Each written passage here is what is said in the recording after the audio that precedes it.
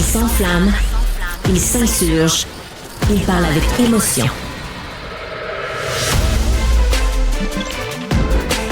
Francis Gosselin. Trump a mis fin unilatéralement aux négociations à un point tel que Jacinthe Evarel a changé la couleur de sa veste pour une couleur de sang, mesdames et messieurs. Blague à part, Jacinthe Ève, qu'est-ce que tu fais de cette nouvelle salve du président Trump à l'endroit du Canada? Est-ce que ça te surprend déjà? C'était tout à fait réfléchi, tu as raison, le choix de la couleur de mon veston. J'ai même failli mettre le rouge, mais je me suis dit, là, il y a des gens qui vont voir rouge, alors je vais y aller avec du fuchsia. Mais absolument, c'est Donald Trump qui annonçait sur son réseau social Truth Social qu'il mettait fin aux négociations avec le gouvernement du Canada. Donc, vraisemblablement, les pourparlers n'avancent pas au goût de l'administration Trump.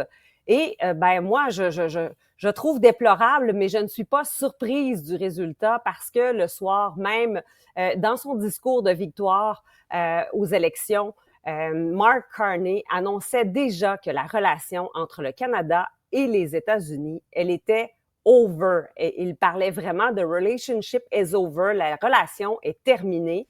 Et ça me surprenait beaucoup d'entendre Mark Carney, le nouveau premier ministre élu du Canada, utiliser dès le début de son mandat, dès tout le début de son mandat, il a fait campagne électorale sur la peur de l'administration Trump, la peur des menaces qui pesaient sur nous, les menaces américaines. Et déjà dans son discours de victoire, il disait que la relation avec les États-Unis, elle était terminée. Alors ça laissait présager qu'il n'allait pas s'engager dans des discussions porteuses d'espoir et qu'il avait déjà baissé les bras. Alors aujourd'hui, ça nous tombe sur la tête. Moi, j'aimerais sensibiliser les gens à peu importe ce qu'on pense de l'administration Trump, peu importe ce qu'on pense de ce président, la relation commerciale entre les États-Unis et le Canada, elle est cruciale. Elle est cruciale pour plusieurs entreprises, elle est cruciale pour nos économies et on ne peut pas sceller le sort de deux États sur la base d'un différend ou sur la base d'une présidence qui fait moins notre affaire dans une histoire qui a beaucoup plus qu'un mandat d'histoire. Ce sont des décennies de relations commerciales entre le Canada et les États-Unis. Et bien qu'on veuille se tourner vers l'Europe abondamment, il y a toujours bien des secteurs dans lesquels ce ne sera pas possible. Par exemple, tout notre bois d'œuvre, on ne se mettra pas à exporter des 2x4 sur des navires vers l'Europe, ça ne sera pas compétitif. Alors, à 4 $ le 8 pieds, je te confirme qu'il n'y a pas de modèle d'affaires là, pour envoyer ça en Pologne. L'Europe en a du bois et notre bois n'arrivera jamais à destination, donc l'autre côté de l'océan Atlantique, avec un prix compétitif. Alors, on va continuer d'avoir besoin d'exporter notre bois d'œuvre, par exemple, vers les États-Unis. Alors, il faut trouver un terrain d'entente.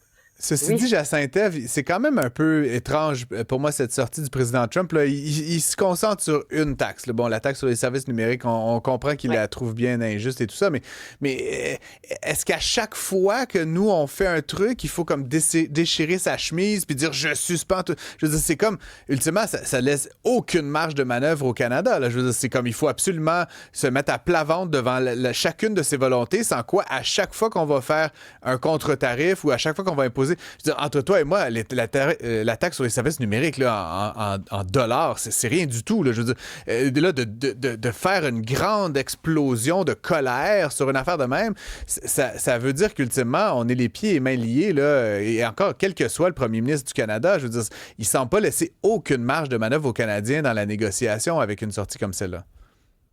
Peut-être, mais il reste que cette taxe, on l'applique rétroactivement à 3 ans. Alors, peut-être qu'on aurait dû être plus souple sur cette rétroaction de 3 ans. Je ne sais pas qu'est-ce qui a été tenté comme pour parler dans les détails, mais il reste que cette rétroaction de 3 ans, elle pèse lourd sur les industries, sur les entreprises qui ont dû faire leur plaidoyer auprès de l'administration Trump. Alors, il est quand même coincé, lui, entre le lobby de ces géants et les négociations avec le Canada. Est-ce qu'on a fait preuve d'ouverture, de flexibilité dans ces négociations-là? Et il faut savoir aussi que ce qui est dit et ce qui est négocié, ce qui est discuté en privé entre Mark Carney et Donald Trump n'est pas nécessairement toujours exposé. Alors, ça coïncide quand même avec un moment où le Canada vient d'annoncer qu'il va participer à l'initiative Rearm Europe, Est-ce que ça a déplu à l'administration Trump que le Canada s'engage à réarmer, à participer à ce mouvement d'armement de l'Europe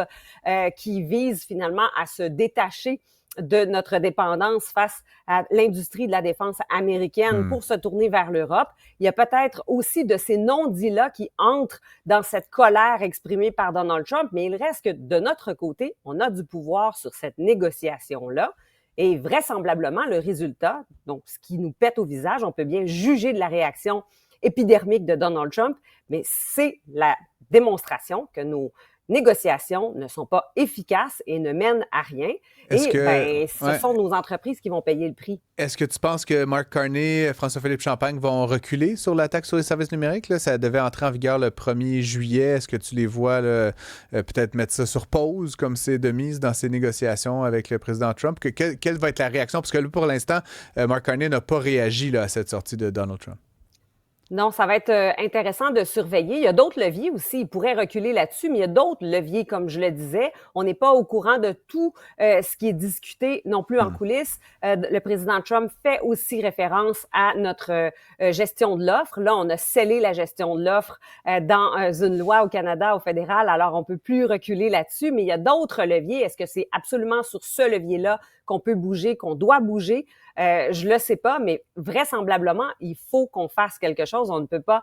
mais c'est ça, je reviens sur mon message du départ. Quand Mark Carney, dès le début de son élection, annonce que la relation avec les États-Unis est terminée, ça ne laisse pas présager que nous avons à la tête de notre pays un premier ministre qui est engagé à rétablir le contact et à sceller les ponts à nouveau.